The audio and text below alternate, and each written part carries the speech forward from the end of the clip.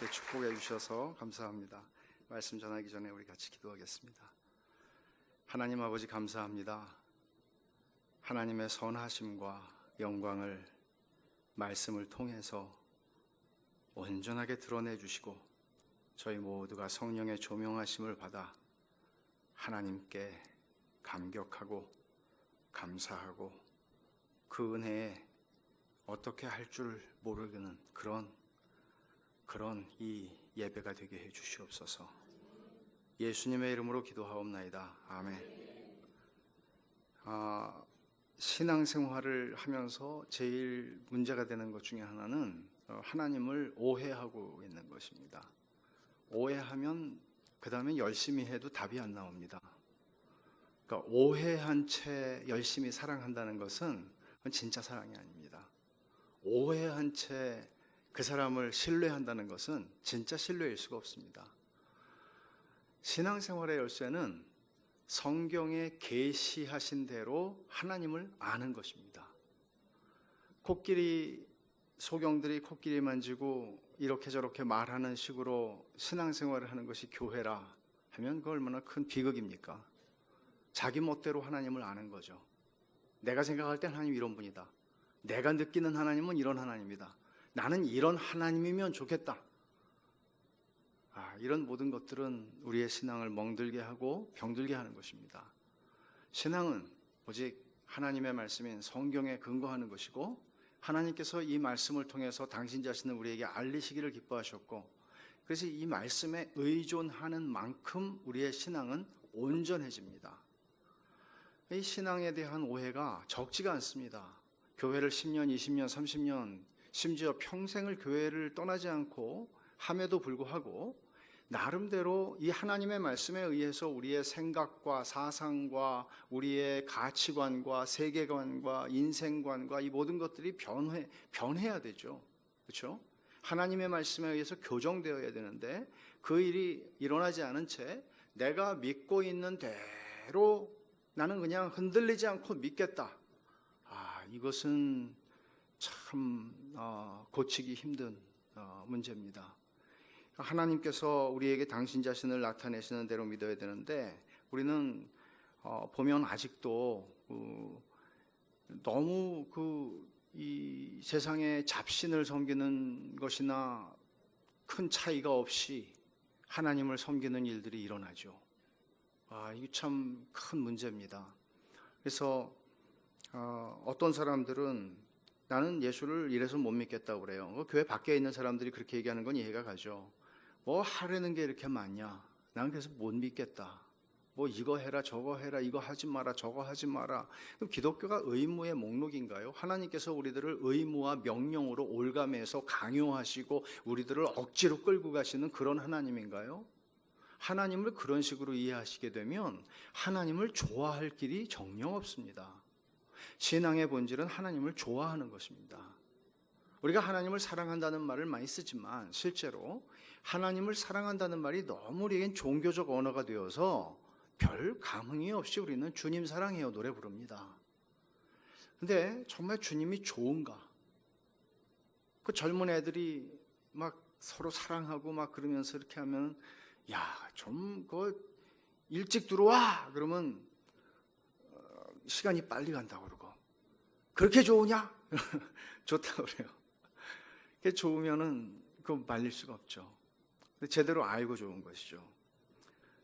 근데 신앙생활 하면서 혹시 여러분 공감하시는지 모르겠는데 청교도 목사 중에 헨리스 쿠갈이라고 하는 그분도 한 29에 돌아가셨어요. 근데 27살에 쓴 책 가운데 인간의 영혼 안에 있는 하나님의 생명이라 하는 책이 있어요. 거기서 아주 공감이 되는 얘기를 썼는데 17세기에 자기 시대의 사람들을 영국 사람들을 보니까 교인들을 보니까 이혼을 하고 싶은데 성경에서 이혼하지 말라고 그래서 이혼하지 않고 그냥 같이 사는 남편하고 사는 여자처럼 신앙생활을 하는 사람이 많다. 무슨 얘기인지 아시겠습니까? 하나님을 이렇게 좋아하진 않아요. 근데 지옥 갈 수는 없잖아요. 네? 그러니까 하나님이 이렇게 막 좋진 않아요. 근데 하나님보다 내가 세진 않잖아요. 그러니까 이런 식으로 우리가 신앙생활하는 것은 이게 신앙생활이 아니에요. 그럼 오해도 보통 오해가 아니죠. 그러니까 일반적으로 종교와 기독교는 근본적으로 다른데 기독교는 종교의 특징은 뭔가 하면 내가 하나님을 감동해서 하나님이 나한테 복을 주게 하는 게 종교의 본질입니다. 그러니까 하나님을 감동시켜야 되죠. 그래 하나님이 나한테 복을 주지 옆에 사람한테 복을 주지 않을 거 아니에요? 나한테 복을 줘요. 기도를 해도 보통 기도를 하면 안 돼요. 철야를 하든가 금식을 해야 돼요. 헌금을 해도 그냥 보통 헌금을 하면 안 돼요. 좀 세게 하나님이 감동하실 만큼. 그래서 하나님이 나에게 복을 주시도록 하는 거, 그거는 종교지 기독교가 아닙니다. 하나님은 그런 식으로 우리가 뇌물로 하나님의 마음을 바꾸거나 뇌물로 하나님의 마음을 살 수 있는 하나님이 아닙니다. 기독교는 정반대죠. 기독교는 하나님이 우리를 감동시키는 게 기독교예요. 굉장히 큰 차이예요. 4세기, 5세기 그 넘어가던 시절에 살았던 아프리카에 주교가 있었습니다. 어거스틴이라는 사람입니다. 2000년의 교회 역사에 5손가락에 들어가지 않을래야 않을 수가 없는 바울 어거스틴 이렇게 되는 사람입니다. 천재입니다. 이 사람이 17살에 카르타고로 유학을 가가지고 공부를 하는데 믿지 않았습니다. 엄마가 믿었죠. 그 엄마 유명하죠. 모니카. 아들 돌아오기만을 평생 기도하다가 아들이 주께로 돌아오고 나서 얼마 살지 못하고 죽었어요. 진이 빠져가지고 죽은 것 같아요. 제가 볼 때는. 진짜로. 자, 어거스틴 전기 굉장히 큰 걸 읽어봤는데 거기 쓰진 않았는데, 그분이 피터 브라운이 쓰진 않았는데 아무리 봐도 진이 빠져서 죽은 것 같아요. 근데 어거스틴이 천재라서 뭐 공부가 제일 쉬워요 그런 애들 있잖아요. 이해는 안 가시죠? 이해가 안 가시길 바래요. 공부가 제일 쉬워요. 8시간 자고 공부했어요. 학원은 안 가봤어요. 그래. 근데 어거스틴이 그런 사람이었어요. 그러니까 당시에 수사학이라든지 인문학이라든지 이런 기본적인 그 공부하는 게 너무 재밌었어요. 그러니까 공부하고도 머리가 남아도니까 뭘 하겠어요. 또 17살짜리 머리에 피도 안 마른 게 여자하고 같이 살기 시작했어요. 아기도 낳았어요.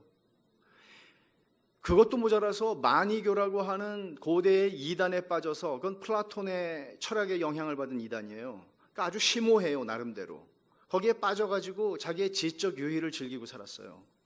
근데 이 사람이 나중에 주님을 만나고 나서 고백록이라고 하는 유명한 책을 쓰죠. 거기서 이 사람이 하는 얘기는 뭔가 하면, 나는 예수를 믿으면 내가 즐기고 살아가는 이 모든 즐거움과 쾌락들을 다 던져야 된다는 두려움 때문에 하나님께 가까이 갈 수가 없었대요. 그런데 이 사람이 주님을 만나고 나서 하는 소리가 이런 말이에요. 한때 잃어버리게 될까봐 그렇게 두려워했던 헛된 기쁨들이 한꺼번에 다 제거되었을 때 정말 너무 상쾌했습니다. 제게서 그걸 몰아내신 당신은 진정 최상의 기쁨입니다. 제게서 그것들을 몰아내고 그 자리를 대신 취하신 당신은 비록 피와 살에는 아니지만 어떤 즐거움보다 감미롭습니다. 마음속 어떤 비밀보다 더 깊이 숨겨져 있는 당신은 모든 빛보다 더 빛나는 분입니다. 자신들에게서 모든 영광을 찾으려는 인간의 눈에는 비록 보이지 않지만 당신은 모든 영광을 능가하는 분입니다. 오 주 나의 하나님, 나의 빛, 나의 행복, 나의 구원이시여. 일반적으로 우리가 공감하시죠? 나 예수 믿으면 이것도 못하고 저것도 못하고, 아이고 나 죽기 전에 예수 믿어야지, 이거 다 해보고. 공감하시잖아요. 우리가 너무 몰라서 그래요. 너무 몰라서 그래요. 진짜를. 그러니까 C.S. 루이스가 이런 말을 했죠. 하나님께서 우리를 위해서 해변에 대저택을 지어주고 너 여기 와서 이거 다 즐겨, 다 네 거야. 근데 우리는 철 모르는 어린애처럼 진흙탕에서 비비고 놀고 이게 더 좋다고 말한다. 세상이 너무 크죠. 그럼 어거스틴의 이야기는 독특한 사람이 경험한 이야기가 아니라 예수님을 만났던 사람들이 다 고백하게 되는 것이죠.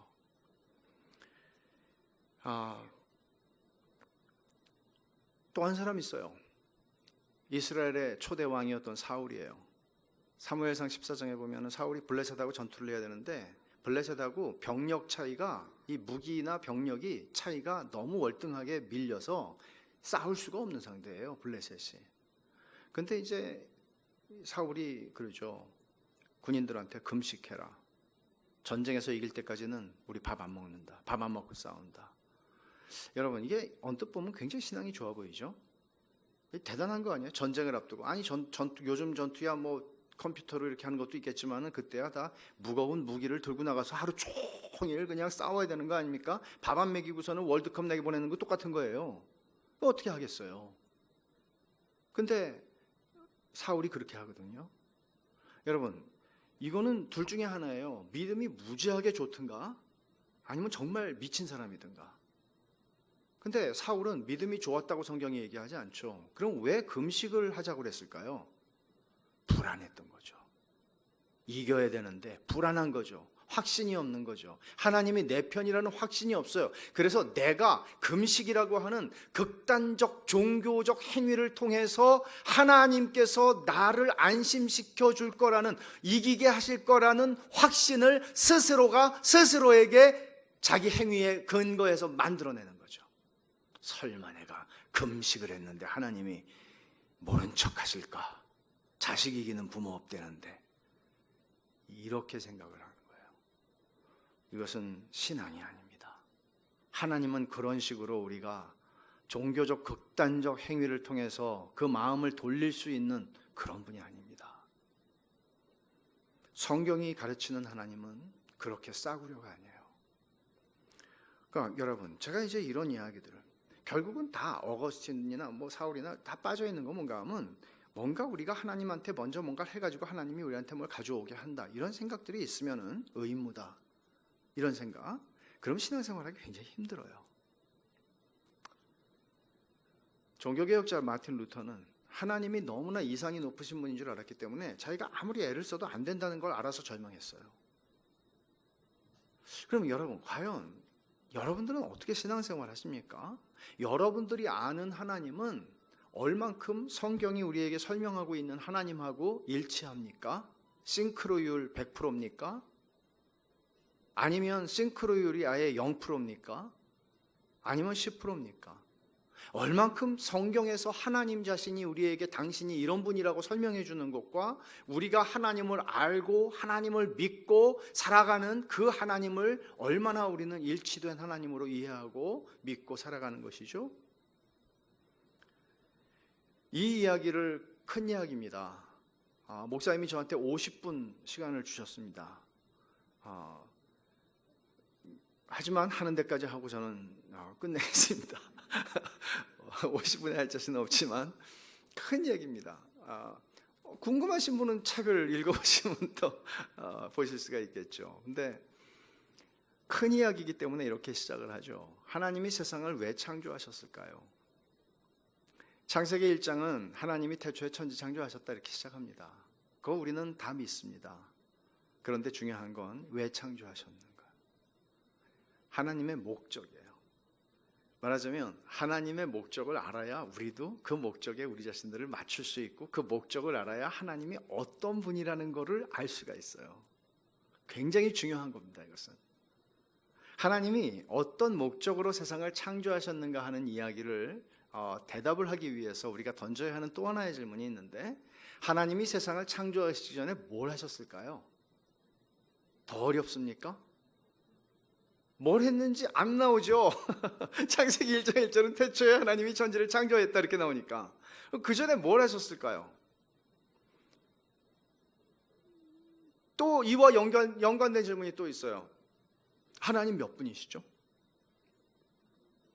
제 아들이 초등학교, 지금은 뭐 장성했으나 초등학교 3학년 때 저에게 이렇게 질문했습니다. 아빠, 하나님이 천지 창조 전에 뭐 하셨어? 그래서 제가 그걸 내가 어떻게 아냐, 이렇게 말했겠습니까?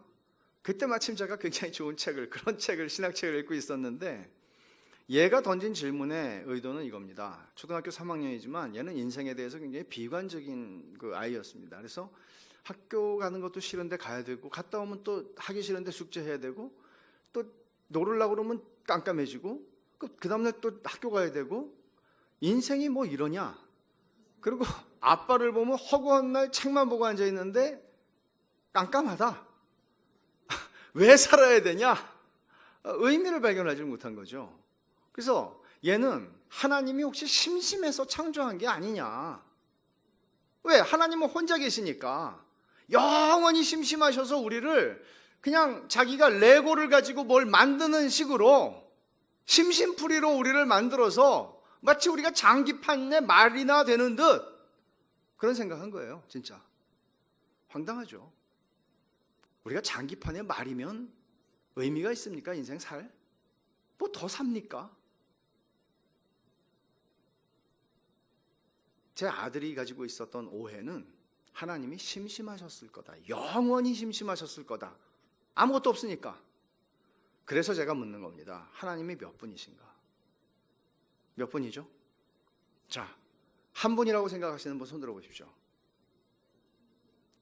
이게 뭐 어차피 뭐 우리 틀려도 또 다 용서가 되니까. 세 분이라고 생각하는 분 한번 손 들어보세요. 예, 두 분이라고 생각하는 분 안 계시죠? 네 분이거나. 예. 삼위일체, 3하고 1이 있죠. 근데 이제 우리 한국말로 번역이 된 삼위일체라는 말은 영어도 안 나오고 한국말도 안 나오고 성경에 안 나옵니다. 그러나 성부와 성자와 성령 하나님으로 계신다는 것은 성경에서 명백합니다. 그래서 그것을 삼위일체라고 할 때 위는 벼슬 위자를 썼고 체는 중국에서 들어온 말이지만 몸체를 썼어요. 그러니까 어떤 오해를 가지게 되냐면 몸체를 쓰니까 벼슬 위, 그러니까 의자가 세 개가 있는데 이렇게 몸은 하나시고 왔다 갔다 하시면서 앉아 계시는, 그래서 구약시대에는 하나님, 성부 하나님, 신약시대에 예수님이 오실 때는 성자 하나님으로, 그리고 성령 강림하신 이후에는 성령 하나님으로 같은 분이 옷을 갈아입고 오시는 걸로 이해를 했단 말이에요. 근데 그거는 신학교 가서 보니까 이단이더라고요. 저 주일학교 때 그렇게 배웠거든요. 그 주일학교 선생님이 이단이라는 소리가 아니라 그 선생님도 나중에 배우셨겠죠. 그때는 이제 몰라. 너한테 아버지가 엄마한테는 남편이고 회사 가면 사장님이고 그게 삼위일체라고 설명했거든요. 그게 다 이단이에요. 그 설명이. 실제로 고대 교회에서 이단으로 정죄받은 것이죠. 그러니까 제가 왜 세 분이냐 한 분이냐, 하나님을 셋이다 하나다 이런 숫자, 인간이 만들어낸 숫자로 하나님을 규정할 수는 없어요. 사실은. 왜냐하면 하나님은 영원하시기 때문에, 하나님은 무한하신 분이기 때문에. 인간의 언어라고 하는 것, 인간의 숫자라고 하는 것은 전부 다 제한된, 인간이 인간에게 뭔가 설명하기 위해서 필요한 것이지, 인간이 만들어낸, 그러니까 무한을 유한에다가 담아낼 수는 없죠. 그렇잖아요. 당연하죠. 그래서 우리는 세 분이다 한 분이다 이렇게 말하기 어렵지만 우리말로 굳이 정확하게 표현하자면 세 분 한 하나님이라고 표현하는 것이 맞을 것 같아요. 이것은 아주 우리 장로교회에 오래도록 확립되어 있는 삼위일체 교리에 대한 설명입니다. 그럼 세 분 한 하나님이다. 그럼 세 분이라고 제가 표현하는 것을 오해하지 마세요. 이단 이상한, 제가 이단이 아니고 세 분이라고 말하는 의미는 뭔가 하면 성부 하나님이 성자 하나님이 아니다. 그래요? 맞아요. 맞아요? 틀려요? 성부 하나님이 성자 하나님이세요? 아니에요. 성자 하나님은 성령 하나님이 아니세요. 또 다른 보혜사를 너희에게 보내신다 그랬을 때 예수님도 보혜사신데 또 다른 보혜사, 다른 인격, 신격이라고 그래야죠. 보내신다는 거예요. 하나님 아버지께서 세상을 이처럼 사랑하사 독생자를 보내셨다는 것은 당신 자신이 오셨다는 얘기가 아니고 성자 하나님을 보내셨다는 얘기예요. 우리 사도신경이 고백하고 있는 거예요. 그래서 세 분 하나님이 계시다. 근데 그 세 분 하나님을 우리가 얘기할 때 이게 다실론, 삼실론이 아니에요. 우린 유일실론이라고 그래요. 그러니까 교회 역사에 보면 단일실론이라고 하는 게, 단일실론은 여호와의 증인 같은 이단이에요. 그건 예수님을 피조물로 봐요. 그러나 우리는 성부, 성자, 성령 하나님이 동일하신 하나님이실 뿐만 아니라 그 높이, 낮이 어떤 그 위계 질서가 있는 게 아니라 동일하신 하나님이신 것과 그분들이 영원히 하나세요. 대부분 여러분 다실론이 주장하는 것은 신들끼리 싸우고 화해하고 절충하고 타협하는 겁니다. 그러나 성경은 이 세 분이 영원성과 신성과 그 전능함과 모든 면에 있어서 하나이시다, 그렇게 고백합니다. 그래서 하나님이 세 분이라는 얘기는 하나님께서는 영원토록 심심하지는 않으셨다는 얘기입니다. 단순하게 제가 이 말을 하기 위해서 이렇게 시간을 끈 건 아닙니다. 하나님이 심심하지 않으셨을 뿐만 아니라 하나님이 그럼 태초 이전에는 뭘 하셨을까요? 성경에 나와요, 안 나와요? 나와요. 안 나오는 소리를 제가 하러 왔겠습니까? 요한복음 17장을 가보십시다. 예수님이 십자가를 지시기 직전에 마태마가 누가복음은 전부 다 겟세마네 동산에서 주께서 아버지여 할만하시거든 이 잔을 내게서 옮기시옵소서, 그러나 아버지 뜻대로 되기를 원합니다 기도하신 내용을 공히 기록하고 있지만 요한복음은 17장에서 예수님께서 상당히 긴 기도를 하셨던 것을 기록하고 있습니다. 그 내용은 놀랍습니다. 1절에 17장, 요한복음 17장 1절에 예수께서 이 말씀을 하시고 눈을 들어 하늘을 우러러 이르시되, 지금 예수님이 하나님 아버지께 기도하고 계시죠. 예수님이 하나님 아버지께 기도하신다는 이야기는 예수님이 하나님 아버지는 아니라는 얘기죠. 그렇죠? 기도하고 계세요. 뭐라고 하시죠? 아버지여 때가 이르렀사오니. 이때는 무슨 때죠? 여자여 아직 내 때가 이르지 않았습니다. 요한복음 이렇게 시작하죠. 2장에서. 그때는 예수님이 십자가를 지시는 때예요. 드디어 그때가 왔어요. 인류 구속을 이루실 때가 왔어요. 이 때가 왔다고 그러죠. 때가 왔으니 아들을 영화롭게 하사 아들로 아버지를 영화롭게 하게 하옵소서. 아들로 아버지를 영화롭게, 그리고 아버지가 아들을 영화롭게. 여기서 우리가 어떤 것을 발견하죠? 성부 하나님과 성자 하나님은 서로를 영광을 돌리는 관계에 계시구나.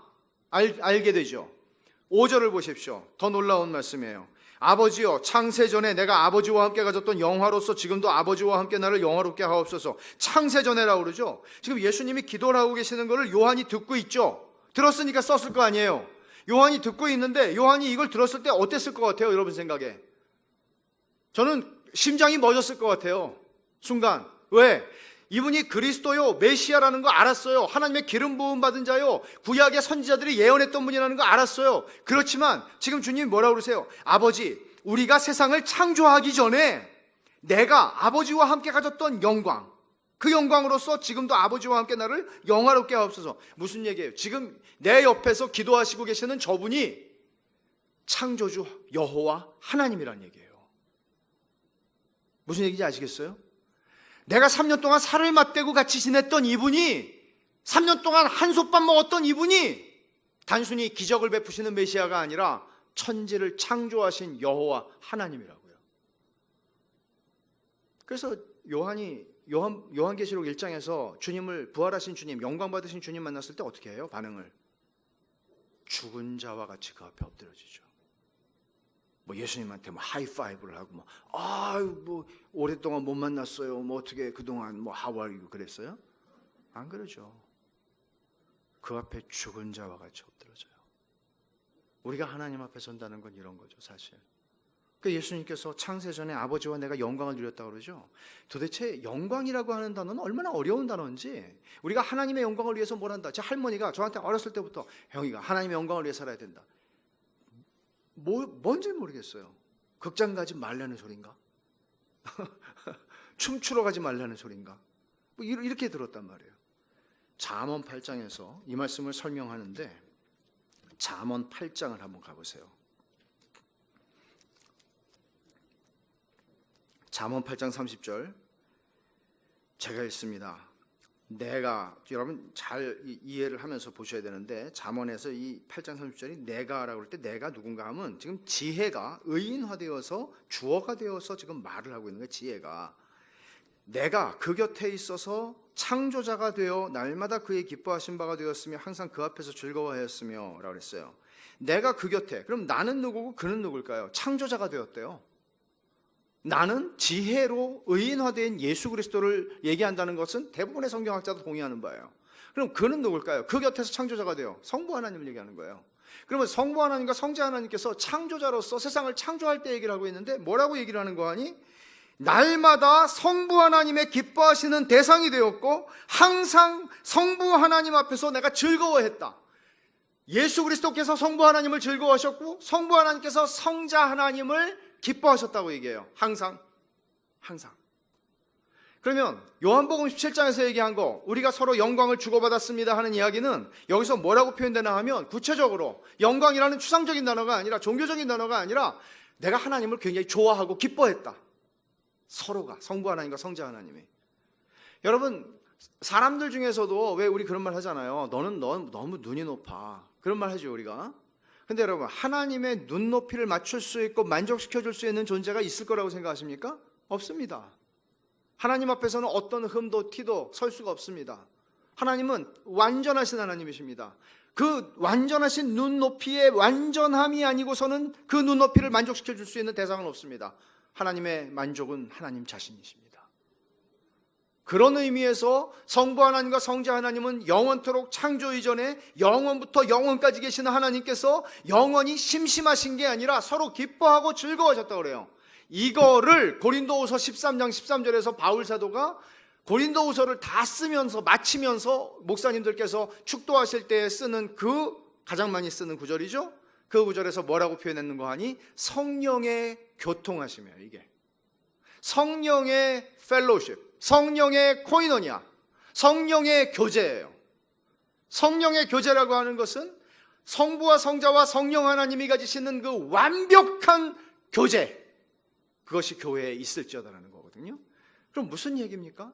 성부 하나님과 성자 하나님이 완전하게 기뻐하시는 그 사람은 알면 알수록 어떻게 해요? 만족이 돼요?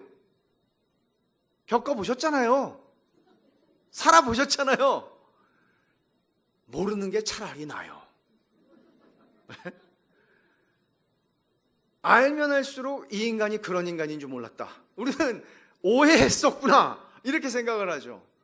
그러나 하나님은 알면 알수록 사랑하게 되는 분이에요. 왜냐하면 완전하시니까.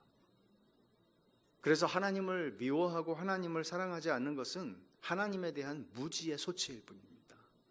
하나님을 하나님으로 알게 될 때 하나님을 싫어할 수 있는 존재는 없습니다. 오해 때문이죠. 그래서 하나님께서 이렇게 서로가 서로를 기뻐하시는 교통하심, 교제 가운데 있었는데 이 교제가 만들어내는 게 뭔가 하면 이건 조나단 에드워즈라고 하는 탁월한 신학자의 설명인데 그 사람이 뭐라고 얘기하냐면 이 하나님, 성삼위 하나님 안에서의 교제가 완전한 기쁨, 완전한 행복, 완전한 즐거움, 완전한 것들을 만들어냈다는 거예요. 그럼 여러분 생각해 보세요. 기쁨과 슬픔이라는 정서가 우리에게는 있는데 기쁨과 슬픔의 차이가 뭘까요, 여러분? 큰 차이가. 슬픔은 꾹꾹 삼키는 성격이 있는가 하면 기쁨은 발산하고 싶어요. 그렇지 않습니까? 기쁨이라는 거는 말을 못하면 우리가 괴로워요.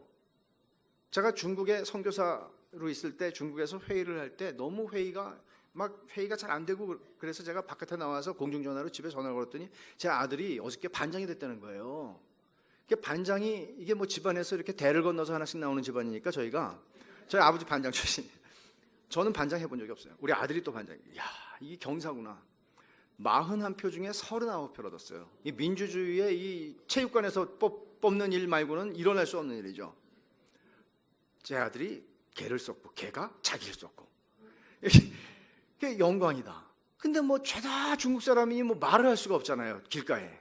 그래서 선교사들 심각하게 회의하는데 제가 들어가서 잠깐 그 긴급 발언 미칠 것 같아가지고 그래서 우리 아들이 반장이 됐는데 41표 중에 얘기를 했죠. 그러니까 살겠더라고요. 숨이 쉬어지더라고요. 기쁜 거는 이런 거예요. 말하고 싶은 거예요. 네? 말하고 싶은 거예요. 근데 하나님께서 이 기쁨이 이런 천박한 기쁨이 아니라 완전한 기쁨을 누리시고 계시는 하나님께서 이 기쁨을 성삼위 하나님 외에 아무것도 없는데 성삼위 하나님 외에 어떤 존재에게 그 기쁨을 주고 싶으셨어요. 기쁨을 주고 싶으셨어요. 그래서 하나님께서 하나님의 형상으로 사람을 만드세요. 하나님의 형상으로 만들었다는 얘기는 무슨 뜻인가? 하나님의 속성을 닮았다는 뜻도 있지만 하나님과 소통이 되는 존재라는 얘기예요. 여러분, 제가 미국서 목회할 때 신방하는데 기도하려고 그러는데 무슨 부르더라고요. 야, 빨리 와. 뭐 캐서린이라고 그러던데 하여간 불러요 막. 그래서 이 집에 딸이 캐서린이 없었는데 개새끼가 이렇게 막 와요. 근데 기도하자. 그러니까 발을 모으더라고요. 그래서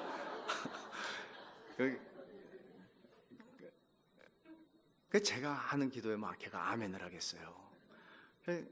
사람만 하나님하고 소통이 돼요.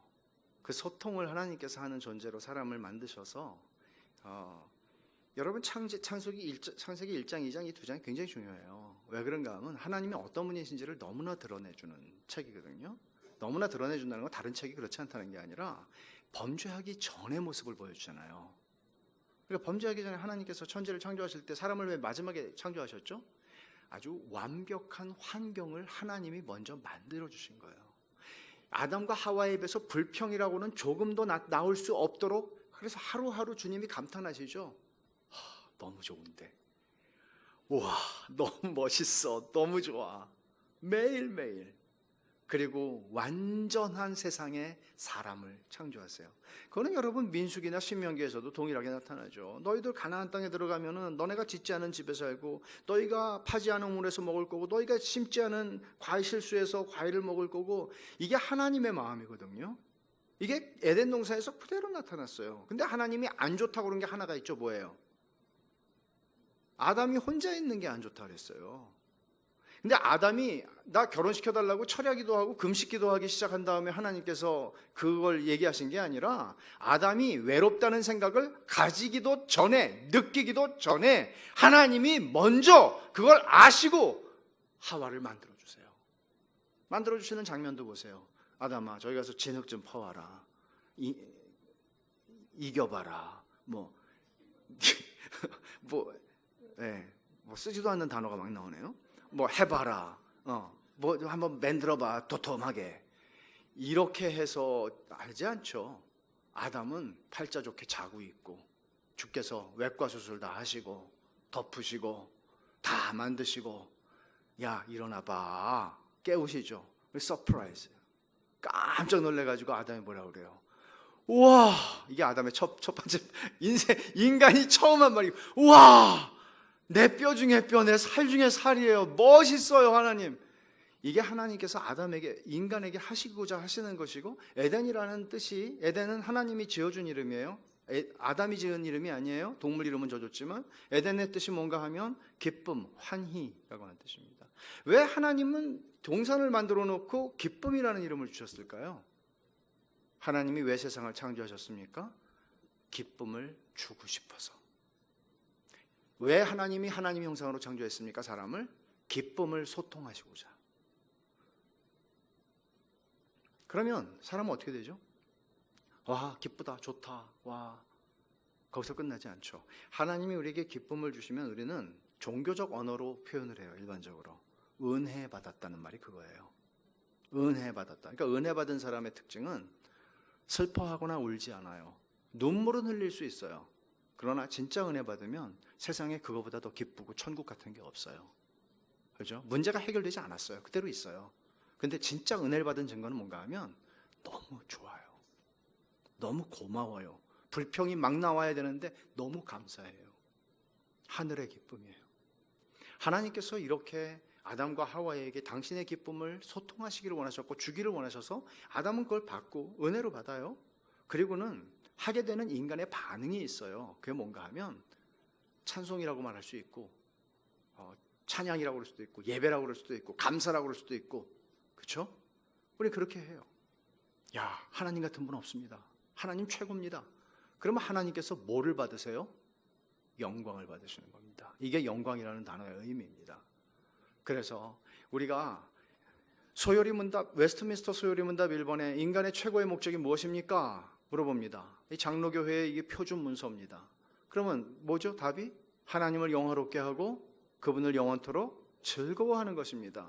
이것은 두 가지를 말하는 게 아닙니다. 하나님을 영화롭게 하고 하나님께 영광을 돌리는 거, 하나님을 즐거워하는 거. 이 영어로는 enjoy him이라고 그랬어요. 하나님을 enjoy 한다는 거예요.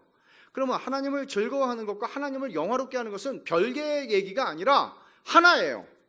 말하자면 하나님을 어떻게 영화롭게 할 수 있어요? 여러분들이 코피 터지고 봉사하는 거예요? 헌금 많이 내는 거예요? 철야기도 하고 금식기도 하는 거예요? 우리 인생을 불사르게 내주는 거예요? 그럴지라도 그것이 직접적으로 하나님을 영화롭게 하는 거라고 성경은 얘기하잖아요. 하나님을 영화롭게 하는 길은 하나님을 좋아하는 길밖에 없어요. 하나님을 즐거워하는 거예요. 그게 여러분 영어 단어에는 please 한다는 말이 있고 enjoy 한다는 말이 있죠. please 한다는 거는 내 까다로운 보스를 기쁘시게 하기 위해서 내가 막 이렇게 하는 거예요. 그 please 하는 거예요. please 하는 건 더러워요. 때때로 기분 나빠요. 근데 enjoy 한다는 건 뭐죠? 내가 너무 좋은 거예요. 이 웨스트민스터 소요리 문답은 하나님을 please 하라고 그러지 않고 하나님을 enjoy 하라고 그랬어요. 하나님을 좋아하는 거예요. 근데 어떻게 하나님을 좋아하죠? 우리가 오해 가운데 있고 이 세상 사람들이, 종교를 믿는 사람들이 하나님을 섬기는 식으로 하나님을 이해하고 있는 한 어떻게 그 하나님을 좋아하죠? 어떻게 해서든지 내가 뭔가를 드려서 하나님을 감동시켜서 하나님이 나한테 힘을 도와주고 내게 뭔가 축복을 주기를 바라는 그런 식의 하나님을 어떻게 우리는 편안하게 믿을 수 있죠? 여러분, 우리는 인생에서 다 죄인된 부모 밑에서 태어났기 때문에 우리의 아버지와 어머니들은 완벽한 사람은 하나도 없었습니다. 훌륭하실 수는 있어도 완벽할 수는 없습니다. 그런데 부모가 내가 어떻게 뭔가를 달성하면은 거기에 대해서 사탕을 주고 상을 주고 엄격하게 내가 필요한 줄 알면서도 내가 그거를 달라고 졸르고 울며불며 하지 않으면 절대로 안 주는 부모. 그게 무슨 부모입니까? 암만 부모가 못돼도 그렇지. 달라고 안 해도 주는 게 부모잖아요. 세상의 부모도 그런데 하나님이 그런 부모, 그런 하나님이라면 변덕스럽고 우리가 어떻게 해서든지 울며 불며 사정해서 그 마음을 사야 되는, 그 마음에 뭔가를 줘야 되는, 하나님을 그런 식으로 섬기는 한, 하나님을 섬기는 하나님의 백성의 마음에 샬롬은 없습니다. 평안은 없습니다. 불안하죠. 기도하고 불안하죠. 혹시 하나님을 내가 언짢게 한 건 없나? 혹시 내가 하나님을 감동시키지 못한 건 아닌가? 하나님은 그런 하나님입니다. 주기도문을 가르쳐 주실 때도 마태복음 6장의 주기도문의 앞과 뒤에는 이런 말씀이 있어요. 너희 하늘아버지는 너희가 뭐가 필요한지 다 알고 계셔. 기도 안 해도 알고 계시고 그걸 주실 거야. 그래서 먹고 사는 문제 위해서는 너희가 굳이 염려하거나 굳이 그거에 목매지 않아도 돼. 그건 주셔. 하나님 나라와 먼저 하나님 나라를 구해. 이게 니네가 사는 이유야. 하나님으로 만족하는 거야. 이 얘기를 하시는 거잖아요. 그러니까 여러분, 하나님이 그렇게 우리를 창조하셨다는 것 정리하면, 하나님이 창조의 동기는 기쁨을 주고 싶어서 창조했어요. 여러분이 믿거나 말거나 그건 성경에서 하나님이 우리에게 창조의 동기로 설명하고 있는 유일한 바예요. 그리고 우리가 하나님을 기뻐할 때 우리는 하나님을 영화롭게 할 수 있어요. 궁극적으로는 하나님이 영광 받으시는 것이 하나님의 창조의 목적이죠. 그럼 여러분, 인생의 제일 가는 목적이 하나님을 영화롭게 하고 그분을 영원토록 즐거워하는 것이라면, 여러분, 우리가 인생을 돈 벌고 잘 살기 위해서 사는 거 아니잖아요. 자식 잘 기르기 위해서 사는 거 아니잖아요. 인생의 목적이, 우리가 다 인생의 수많은 일들을 내려놓고 살 수는 없어요. 우리도 두 발을 땅에 디디고 살아가는 사람이니까. 그럼에도 불구하고 우리는 하늘을 바라보고 사는 사람이고 하나님의 나라를 바라보고 사는 사람이고, 보이지 아니하시는 하나님을 믿음으로 바라보고 그분을 즐거워하고 그분 안에서 만족하고 그분을 좋아하고 그분을 사랑함으로써 그분을 영화롭게 하는 삶을 살도록 우리는 부름을 받았고, 그게 우리의 인생의 마지막에 하나님 앞에 서게 될 때에 하나님께서 우리를 평가하시는 기준일 겁니다. 다윗이 아둘람굴에 가서 사울한테 쫓길 때 이렇게, 사울한테 자기도 지금 20대 나이에 사울한테 쫓기고 지금 죽기 살기로 도망다니고 있는데, 빚진 자, 원통한 자, 눌린 자, 이런 사람들이 한 400명이 왔어요. 내 한 몸도 힘든데 개척교회라고 해도 400명 오면 좋긴 좋겠지만은 될 만한 사람이 하나도 없어요. 거기는 400명, 짐이에요, 짐. 근데 다윗이 시편 34편을 쓰면서 이렇게 얘기해요. 너희는 여호와의 선하심을 맛보아 할지어다. 선하심을 머리로 알지 말고 맛보아 하려고. 이게 생명이라고. 너희들의 인생이 그러하지만 하나님의 선하심을 맛보아 하려고. 다윗이 왕이 된 다음에 이 말 한 게 아니에요. 지금 제 코가 석자예요. 자기도 지금 인생이 복잡해요. 내일 살아있을지 죽을지 몰라요. 근데 이렇게 말하는 거예요. 여러분, 이런 간증이 진짜 힘이 있다는 거 아세요? 여러분이 핀 다음에 간증하는 거는 힘이 없어요. 왜? 그 간증은 형제들을 약 올리는 간증이죠. 그렇잖아요? 그 간증하는 사람의 진정성은 의심하지 않아요. 기도해서 이렇게 됐다. 이게 하나님의 은혜다, 전적인. 아무리 봐도 간증을 듣는 사람 중에서는 그 사람보다 기도 많이 한 사람 많거든요. 왜 나는 안 되지? 하나님이 나한테 삐지셨나? 별의별 생각을 다 해요. 나도 기도를 열심히 해야 되겠구나. 이런 식으로 가는 게 종교 생활이라고요. 그러나 다윗처럼 자기가 지금 이런 상황에 있음에도 하나님의 선하심을 맛보아 하려고. 이게 놀라운 거라고. 이 간증은 나와 비슷한 처지 혹은 이런 사람들에게 희망을 주고, 저 사람 어떻게 살아, 저 상황에서. 하나님이 정말 놀랍구나. 이렇게 되는 거죠. 여러분, 이렇게 말할 수 있는 근거가 뭐예요? 하나님의 선하심을 알기 때문이죠. 경험적으로. 그게 오늘 우리가 읽은 말씀이라는 거 아세요? 제가 예레미야 32장 말씀을 읽었는데, 이 말씀을 언제 하려고 저렇게 계속 시간은 흘러가고 저러고 있나 염려가 되시죠? 이게 이제 결론이에요, 오늘 말씀에. 제가 다시 한번 이 말씀을 좀 설명드리고 마치려고 합니다. 내가 그들에게 한 마음과 한 기회를 주어 자기들과 자기 후손의 복을 위해 항상 나를 경외하게 하고. 이 39, 40, 41절에 복이라는 말이 반복되는데, 복이라는 게 중국 사람들 문 앞에다가 까꾸로 복 써놓은 그런 거가 아니고, 여기서 복이라는 말은 하나님의 선하심을 우리에게 베푸신다는 뜻이에요. 하나님이 선하시다 그럴 때 그 선하다라는 말이 명사로 나온 거예요. 그러면